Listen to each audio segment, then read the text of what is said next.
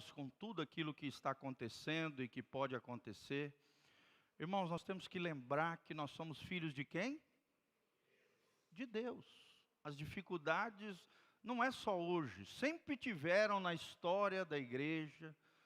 Então, lembre-se disso. Olha o que diz o salmista: os que confiam no Senhor são como montes de Sião, que não se abalam, mas permanecem para sempre. Você precisa lembrar que a nossa confiança não está no político A, B, C ou D, não está no partido A ou B. Claro que as pessoas são livres, aqueles que quiserem se manifestar, né, podem ir lá na rua se manifestar, se assim desejarem, né, não trancando as ruas, mas fazendo ali a sua manifestação. Nós vivemos num país democrático, nós vimos um monte de coisa esquisita nessa época da eleição, mas nós precisamos compreender, irmãos, por mais que você esteja talvez assolado de medo, preocupação, a nossa confiança e a nossa esperança é quem? Jesus de Nazaré. Vira para a pessoa que está do seu lado e fala assim: meu irmão, te acalme. Jesus está no controle de todas as coisas.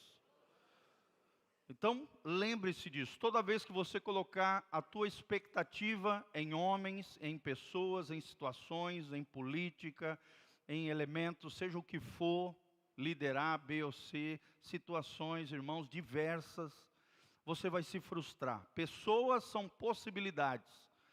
A nossa expectativa precisa estar em quem?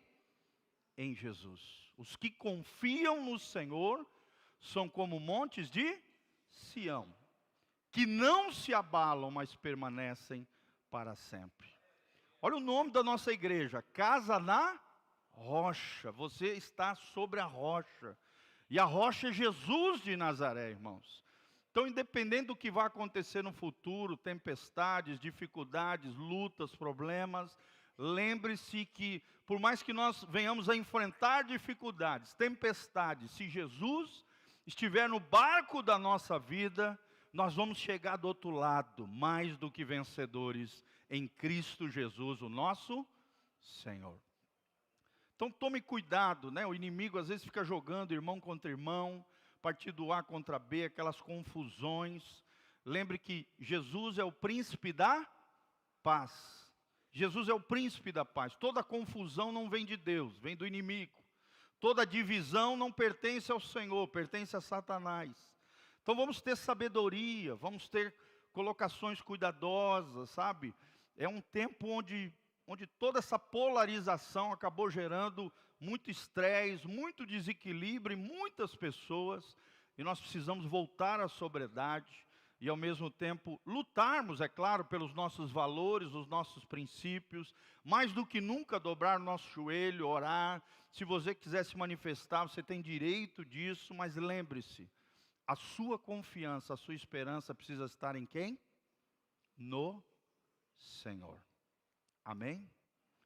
O que a gente canta, né? E a gente canta aqui, nós vamos cantar na hora da ceia. Porque Ele vive, posso crer no amanhã. Porque Ele vive, temor não há. Mas eu bem sei, eu sei que a minha vida está nas mãos de quem? Do meu Jesus, que vivo está. Então a tua vida está nas mãos de Jesus. Seja prudente, é claro, vivemos um tempo onde nós temos que ter mais prudência, sabedoria e equilíbrio do que nunca. Sim ou não?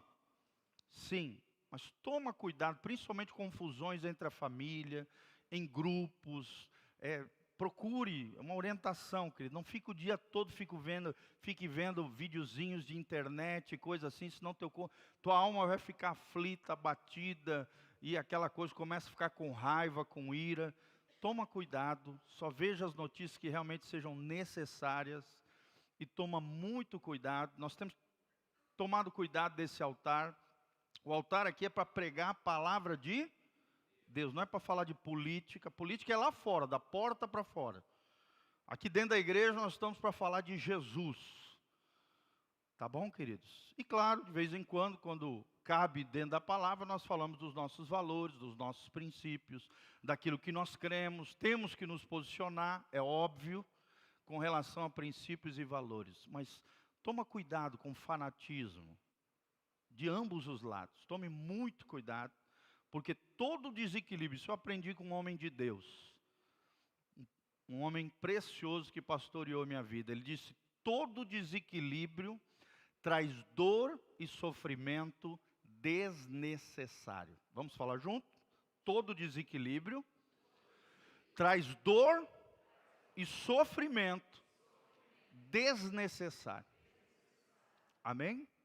Vamos andar na lei, nada de arruaça, nada de confusão, nada de briga. Quantas e quantas confusões estão acontecendo nesse tempo tempestuoso. Mais do que nunca precisamos orar, clamar a Deus, invocar o nome do Senhor e realmente nos posicionarmos do lado de Jesus. Amém, queridos? Glória a Deus. E esse altar está aqui para falar de Jesus, para falar de Deus. Tá bom? Política da porta para fora, não aqui dentro. Isso é uma coisa que Deus colocou no meu coração desde o início dessa obra. E eu queria que os irmãos respeitassem, também não criticassem o seu pastor, jamais. Não faça isso. Isso não é de Deus. E toma cuidado com relação a isso, tá bom? Amém? Esclarecido a orientação pastoral? Então vamos lá. Colossenses 1:3. Nós viemos aqui para falar de Jesus. E o tema de hoje é a supremacia de Cristo. Você vai entender que Jesus está acima de tudo isso. Ele está acima de tudo, de todos. Deus, nada foge ao controle de Deus. Deus tem o controle de todas as coisas. Olha o que diz Colossenses 1:13. O texto sagrado diz: o qual nos tirou da potestade das trevas e nos transportou para o reino do Filho do seu amor, em quem temos a redenção pelo seu sangue, a saber, a remissão dos pecados, o qual, ou seja, Jesus, é a imagem do Deus invisível, o primogênito de toda a criação, porque nele foram criadas todas as coisas, que há nos céus, que há na terra, visíveis e invisíveis, sejam tronos, sejam dominações, sejam principados, sejam potestades. Tudo foi criado por Ele e para Ele. Olha só, irmãos, não há nada que esteja acima de Jesus. Não há nada que seja maior do que Jesus. Não há nada que fuja do controle de Jesus. Olha o que diz 17. E Ele é antes de todas as coisas, e todas as coisas subsistem por Ele. Ou seja, todas as coisas criadas são mantidas e sustentadas por quem? Por Jesus. Nada foge do seu controle. 18, e Ele é o cabeça, ou seja, a autoridade suprema do corpo, e o corpo aqui é a igreja. É o princípio, é o primogênito dentre os mortos, para que em tudo Ele tenha preeminência. Fala comigo, preeminência. Em outras versões diz primazia, o primeiro lugar. Irmão, você faz parte de uma igreja cristocêntrica. Amém? Fala comigo, eu faço parte de uma igreja cristocêntrica. Essa igreja não está centrada na pessoa do pastor Giovanni, não está centrado nos membros do presbitério, nem na sua vida. Você que faz parte disso aqui. O centro dessa obra é Jesus de Nazaré. Ele tem a primazia. Ele deve ter o primeiro plano, a preeminência sobre tudo e sobre todo. Olha o que diz o 19. Porque foi do agrado do Pai que nele, ou seja, em Jesus, habitasse toda a plenitude de Deus. E que, havendo por ele feito a paz pelo sangue da sua cruz, por meio dele reconciliasse consigo mesmo todas as coisas, tanto as que estão na terra, como as que estão no... Olha essa palavra, reconciliação. Não é briga, não é confusão, não é bate-boca. Pelo contrário, o apóstolo Paulo diz que nós temos que evitar isso. bate-boca, discussão. Ele diz, olha, ele olha para Timóteo e ele fala, evite esses falatórios inúteis, que não levam a lugar nenhum. Evite, Deus é o Deus da reconciliação, de reconciliar os homens entre si e reconciliar os homens com o próprio Deus.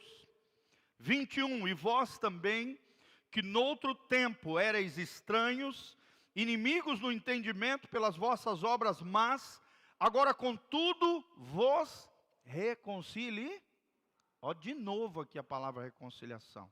Toda vez que aparece, no mínimo 2 vezes uma palavra num determinado trecho, é porque Deus quer chamar a nossa atenção. Fala comigo, Deus é um Deus da reconciliação. Aprenda isso, irmão. Confusão denota orgulho, soberba, quem está certo, quem está errado, quem é melhor do que o outro. Agora, reconciliação exige humildade, quebrantamento, reconhecimento da soberania de Deus sobre tudo e sobre todos. Amém? É claro que não vamos ser omissos, como eu já falei, com relação aos nossos princípios, valores. Temos que orar mais do que nunca. Nós vamos começar a fazer oração 2 vezes por semana, às terças e às quintas-feiras, aqui às 3 horas. Vamos ver se na terça-feira a gente marca 1h da tarde, para que os irmãos que quiserem orar conosco, se programem ali no seu horário de almoço. Da 1 às 2 horas nós vamos estar orando aqui. Se funcionar melhor esse horário, a gente coloca os 2 horários, da 1 até as 2 horas da tarde. Amém? Então é o tempo de joelho dobrado, de oração, de posicionamento também, mas sem confusão, porque Deus é um Deus da reconciliação.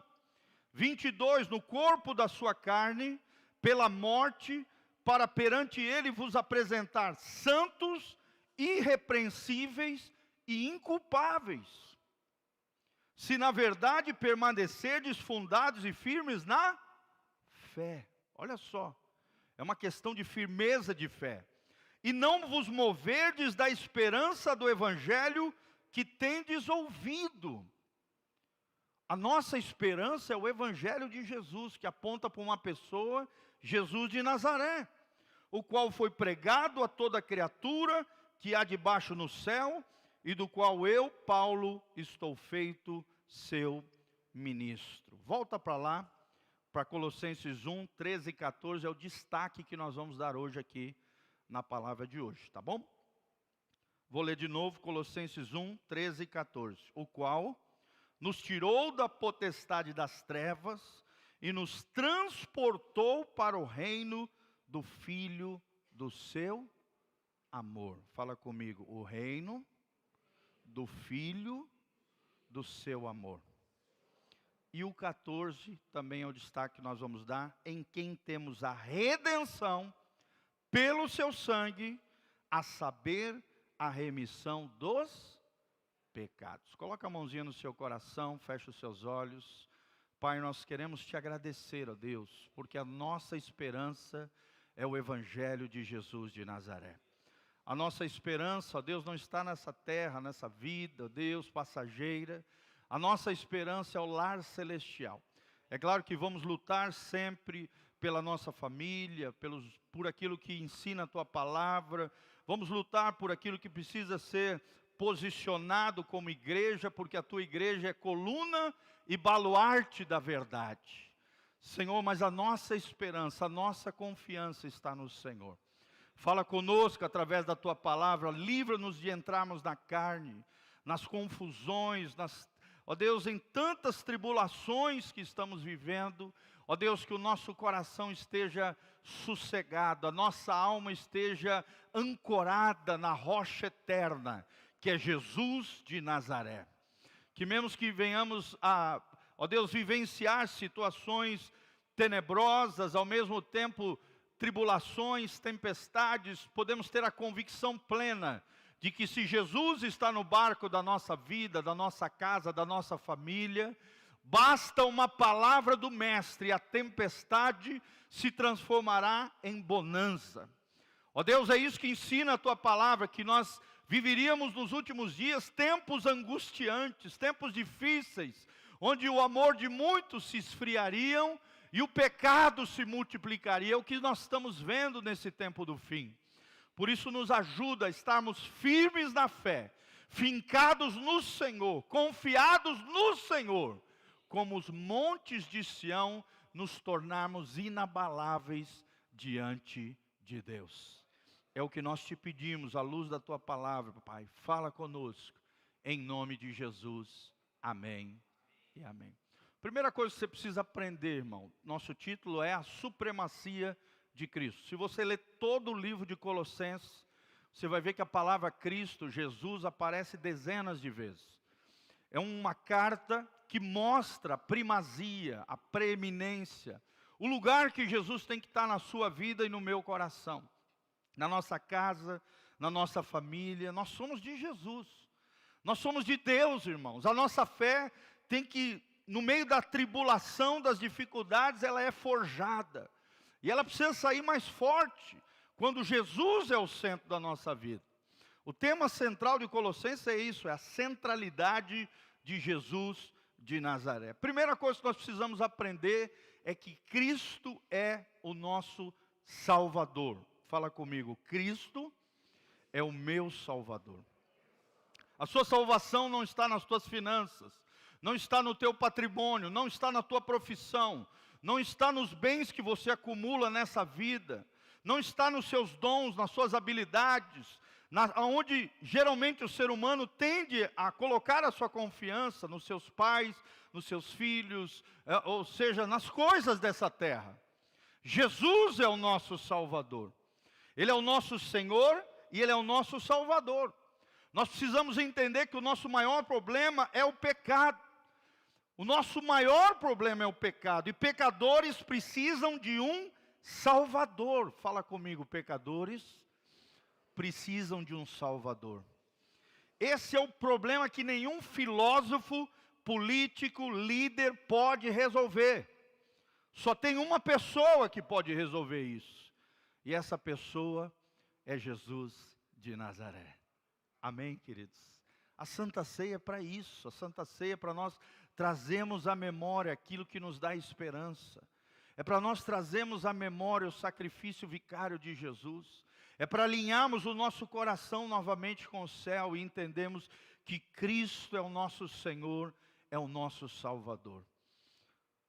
Eu queria que você, com muito carinho, também assistisse a palavra que o pastor Hildo pregou hoje, pela manhã. Deus deu uma direção para ele profética, uma palavra extraordinária, intitulada, está nas nossas redes sociais, nos nossos canais do YouTube, PR Giovanni, no Instagram, no Facebook da igreja, Igreja Casa na Rocha. Assista a palavra que Deus deu hoje de manhã para o pastor Hildo, transformando o medo em confiança.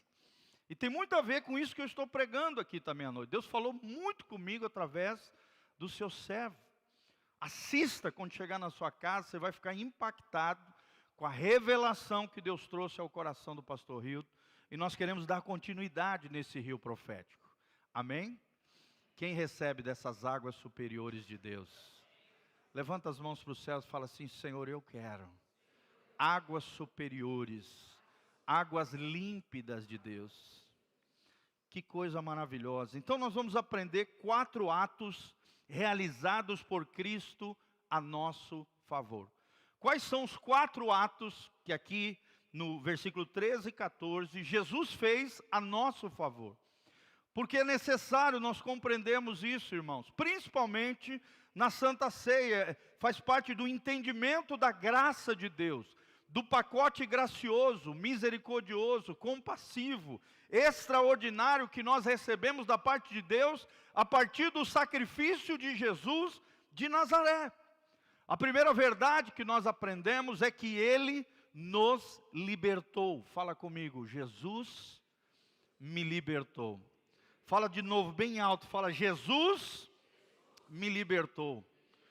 João capítulo 8, 32 diz, e conhecereis a verdade, e a verdade vos libertará. No versículo 36 diz, se o Filho, Jesus, vos libertar, verdadeiramente sereis livres. Segura no ombro do irmão que está do seu lado e fala assim: que você seja livre, meu irmão, em Jesus de Nazaré. Nós somos chamados não para ficar preso a coisas, a sofismas, a enganos, a mentiras, a situações, a vãs filosofias, a temores, a medos. Nós somos chamados por Jesus para sermos livres. A nossa alma precisa ser livre, a nossa alma não tem por que ficar angustiada, aflita. Nós fomos criados em Cristo Jesus para desfrutar da liberdade que o Evangelho de Jesus nos dá. Uma das coisas que Jesus nos libertou foi da culpa, sim ou não, irmãos? Do castigo, do perigo que estava sobre nós. E tudo isso causado pelo pecado. O pecado produz 4 tipos de mortes. Primeiro, a morte emocional, você começa a murchar, está lá no Salmo 32. Segundo, a morte física, muitas vezes vem, e ela veio a todos os homens por causa do pecado. Terceiro lugar, a morte espiritual, o homem separado, alienado, distante de Deus. E a quarta tipo de morte é a pior de todas, é a morte eterna. Fala comigo: morte emocional, morte física, morte espiritual e morte eterna. Mas olha a palavra de esperança de Deus. A Bíblia diz, e Deus diz na sua palavra, que Deus não quer que nenhum se perca, mas que todos cheguem ao pleno conhecimento da salvação. Amém? Por isso nós temos que pregar o Evangelho, porque o Evangelho liberta. Lembre-se, nós não passaremos mais a eternidade separados de Deus.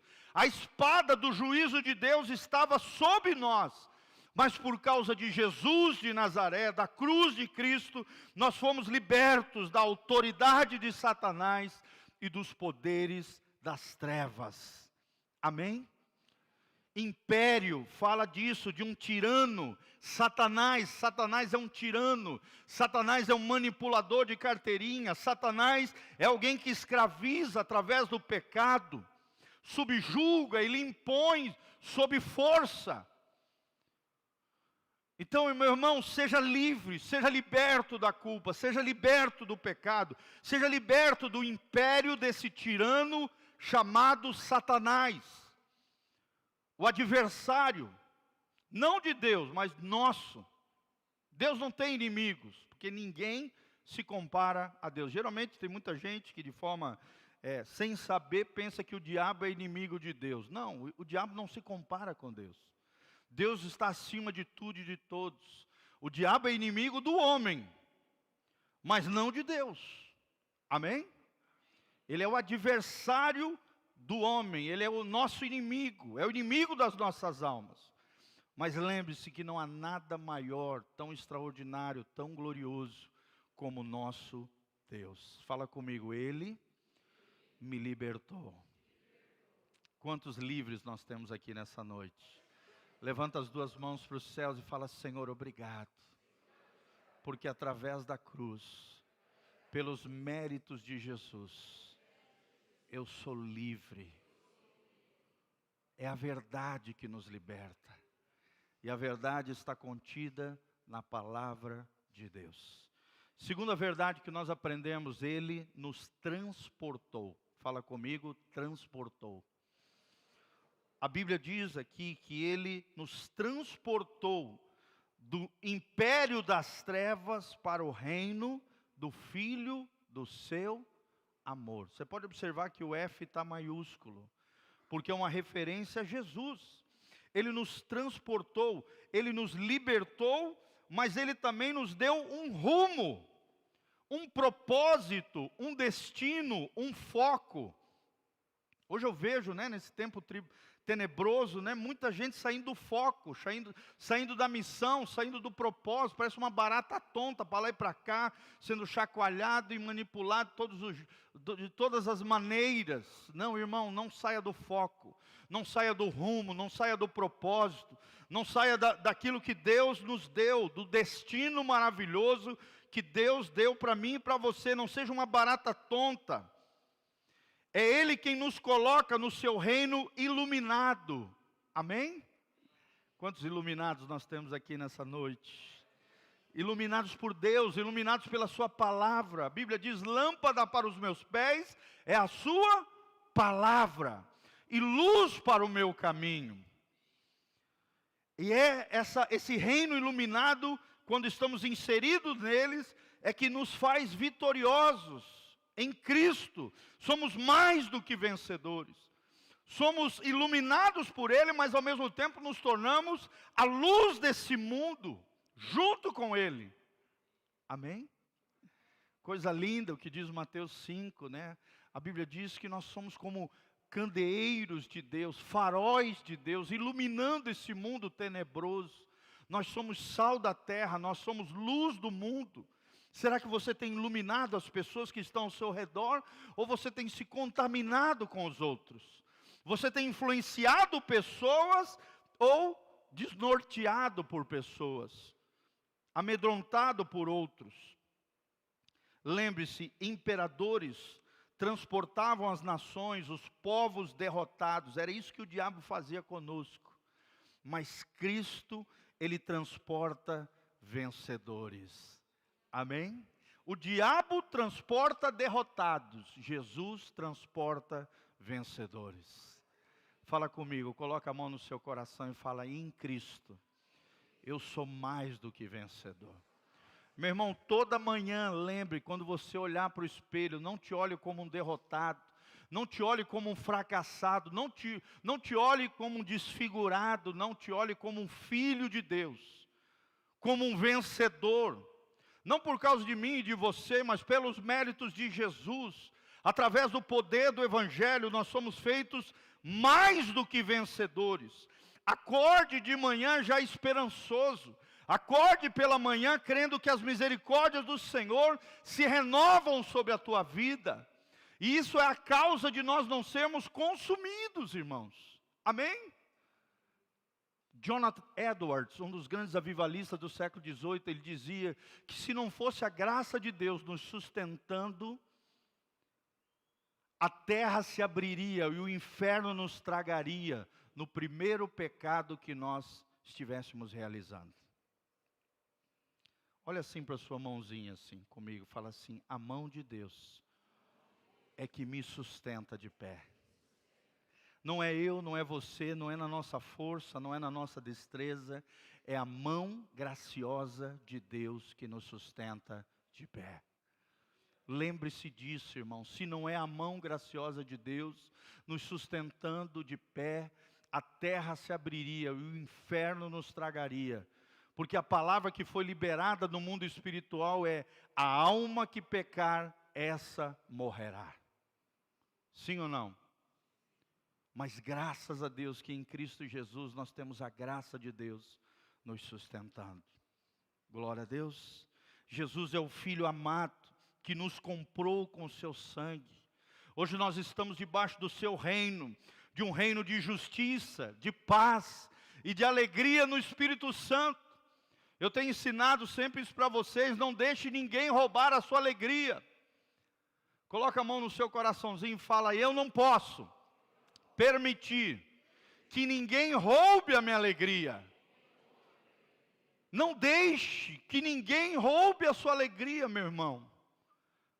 Só você pode permitir que alguém roube a sua alegria.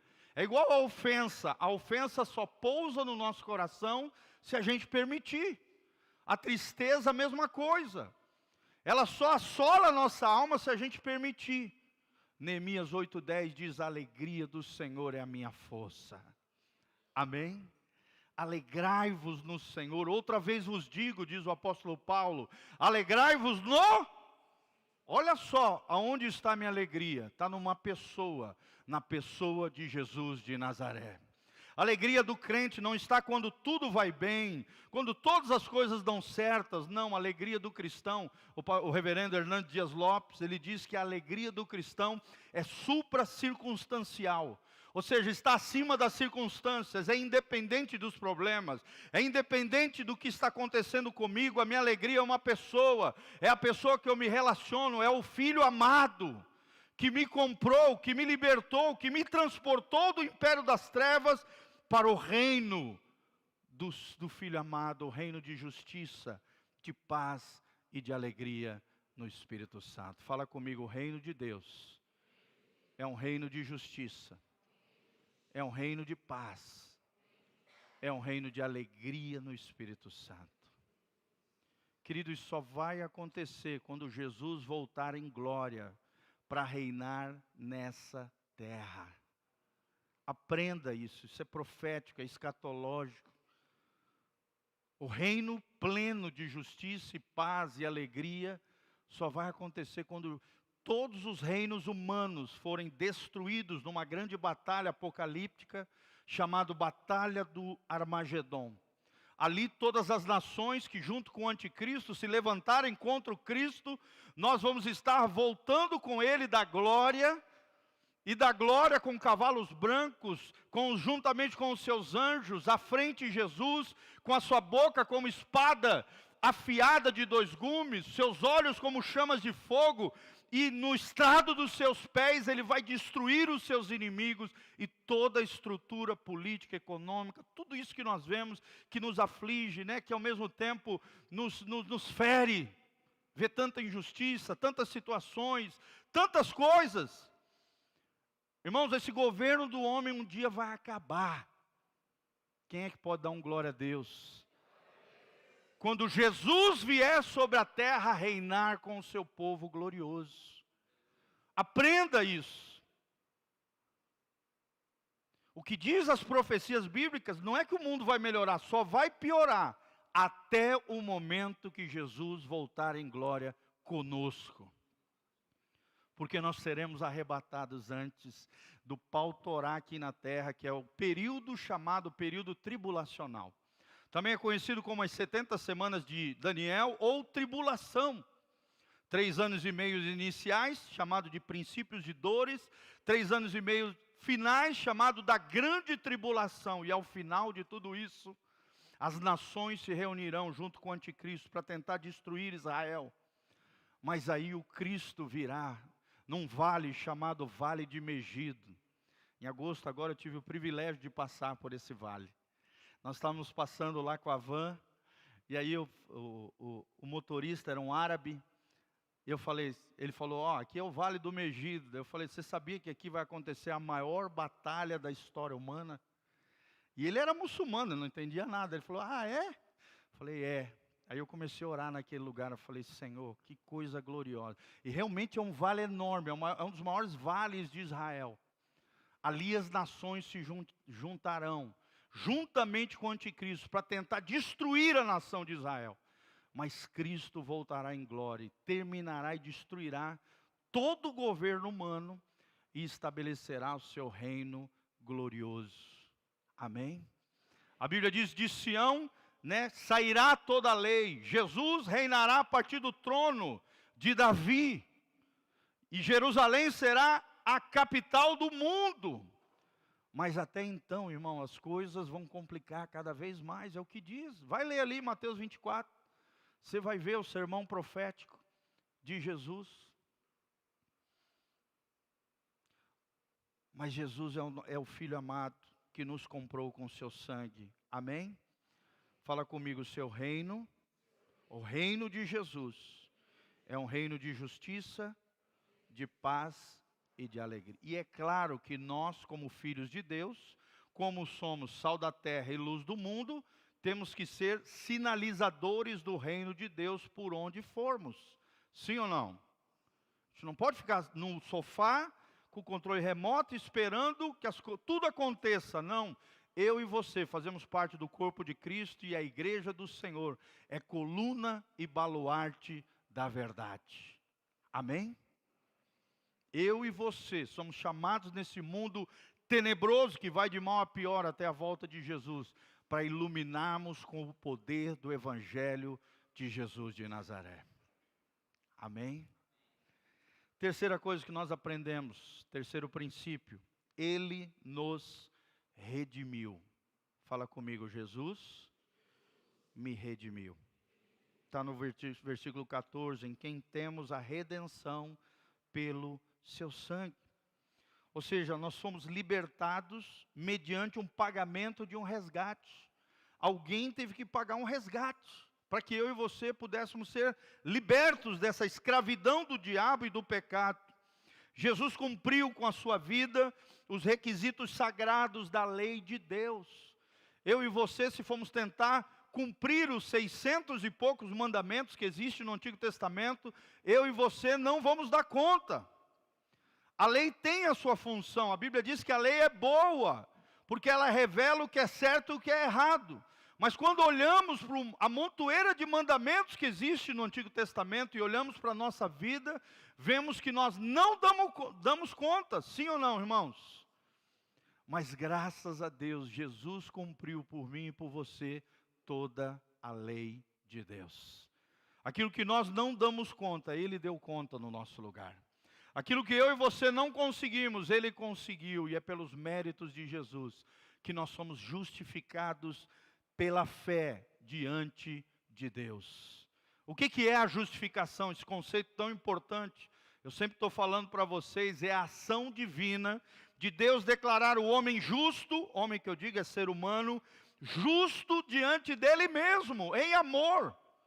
Tudo isso acontece mediante a fé, a confiança que nós colocamos nele, em Jesus. Aprenda, irmão, nosso resgate já foi pago lá no Calvário. Tem muita gente tentando fazer coisa para chamar a atenção de Deus, não precisa. Tem muita gente querendo fazer boas obras, para de alguma maneira, através das suas boas obras, ser salvo. Não, irmão, nós somos salvos pela graça. Fala comigo, eu sou salvo pela graça. É claro que porque estamos em Cristo Jesus, a Bíblia diz em Efésios capítulo 2, que nós fomos criados em Cristo Jesus para as boas obras. Amém? Só que as boas obras não são o objetivo nosso, é um reflexo da nossa fé e confiança na graça de Deus, na graça de Jesus. Amém? É a fé que salva, não é as obras. Porque senão alguém chegaria lá no céu e falava, ó Senhor, cheguei aqui porque eu sou bonitinho, porque eu fiz tudo certinho, porque eu sentava lá na cadeirinha pretinha aqui da igreja Casa na Rocha. Pensa num pastor abençoado, Jesus. E olha, eu ouvia tudo que o pastor falava e olha, não é por causa disso, irmãos. É pelos méritos de quem? De Jesus. Quando nós chegarmos lá no céu, nós desde aqui da terra, nós já temos uma expectativa no nosso coração. Não é por nós, não é por aquilo que eu fiz, não é pelas minhas boas obras, mas é pelos méritos de Jesus, é pela obra na cruz. É por aquilo que Ele fez, é por aquilo que Ele conquistou por amor a nós. O nosso resgate já foi pago no Calvário. Você não precisa mais ficar culpado ou acusado, triste ou angustiado. O preço do seu pecado, do seu resgate, da sua redenção, já foi pago no Calvário. Amém? Quem pode dar glória a Deus? Coisa linda é quando nós participamos da Santa Ceia, compreendendo isso. E por último, irmãos, Ele nos perdoou. Fala comigo, me perdoou. Jesus me perdoou. Isso é também chamado de redenção ou remissão.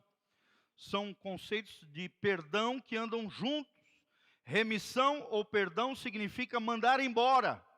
Mandou embora o teu pecado, cancelou a dívida que havia sobre você. Cristo nos libertou e nos transferiu para o seu reino, mas também cancelou toda a dívida que eu e você tínhamos diante de Deus. Amém? Não há coisa alguma mais na nossa ficha que Satanás possa usar contra nós. Nós já estamos debaixo do sangue de Jesus, estamos debaixo da graça de Deus. O perdão que Deus oferece aos pecadores é um ato da sua graça. Amém?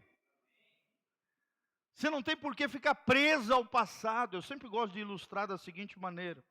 É como se você e Jesus pegassem um barquinho e fosse para o meio de um lago com 2 sacolas enormes com todos os seus pecados.